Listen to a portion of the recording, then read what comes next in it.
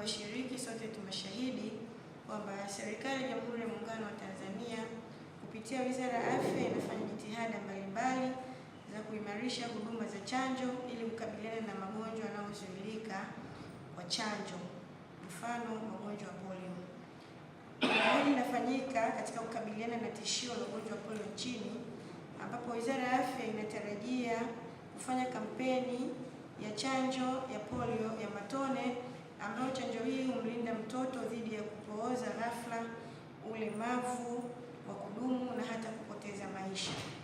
Chanjo hii itatolewa kwa watoto wote wenye umri chini ya miaka 10, ambapo tunatarajia kuwafikia jumla ya wakazi 46 ya watoto 46,185. Kampeni ya chanjo ya polio ni sehemu ya mkakati wa kuimarisha utoaji wa chanjo na ni mwendelezo wa utekelezaji wa mpango wa kimataifa wa kutokomeza ugonjwa wa polio, yani Global Polio Eradication Initiatives. Kampeni hii ya chanjo inatarajiwa kuanza kutolewa katika wilaya ya Mtwara tarehe 27 mpaka tarehe 30 ya mwezi wa 8 mwaka huu 2026. Ninapenda kuchukua fursa hii kumwelekeza Kaimu Mkurugenzi lakini pia idara ya elimu kwamba tunatakiwa tulisimamie zoezi hili ipasavyo, kuhakikisha changamoto hizi kwa pamoja tunazitatua, lakini pia viongozi wa dini na wajumbe wote ambao tuko hapa tuendelee kutoa elimu, tuendelee kufanya hamasa ya kutosha ili wananchi waweze kuona umuhimu wa watoto kupata chanjo hii. Mimi naitwa David Vuo, ni afisa afya wa mkoa wa Pwani.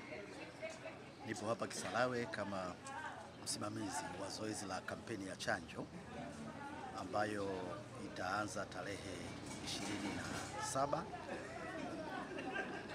kwa ajili ya kuwachanja watoto chini ya miaka 10 kwa maana ya umri 0 mpaka miaka 9 na miezi 11.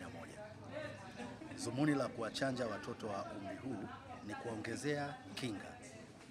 Chanjo hii ni ya kumkinga mtoto dhidi ya ugonjwa wa kupooza kwa maana ya polio, ambayo huwa watoto wanapewa kwenye kliniki zetu, vituo vikubwa za afya, ambapo watoto huwa wanachanjwa chanjo hii kila wakati wakiwa wamezaliwa, wakiwa na umri 0, lakini pia hutolewa kila baada ya wiki 6, lakini pia atapewa tena baada ya wiki 10, lakini pia atapewa tena baada ya wiki 14 kulingana na ratiba ya chanjo ya watoto. Chanjo hii itatolewa kwa awamu mbili, kwa maana ya kwamba ni dozi mbili kwa kila mtoto. Dozi ya kwanza itatolewa tarehe 27 mpaka tarehe 30 mwezi wa 8, na dozi ya pili itatolewa kuanzia tarehe 29 mwezi wa 9 mpaka tarehe 2 mwezi wa 10. Kwa hiyo tuitikie, tuweze kushiriki zoezi hili, tuhakikishe kila mtoto wa Kitanzania katika halmashauri hii ya Kisarawe amepata chanjo anayotakiwa kupata dhidi ya ugonjwa wa polio.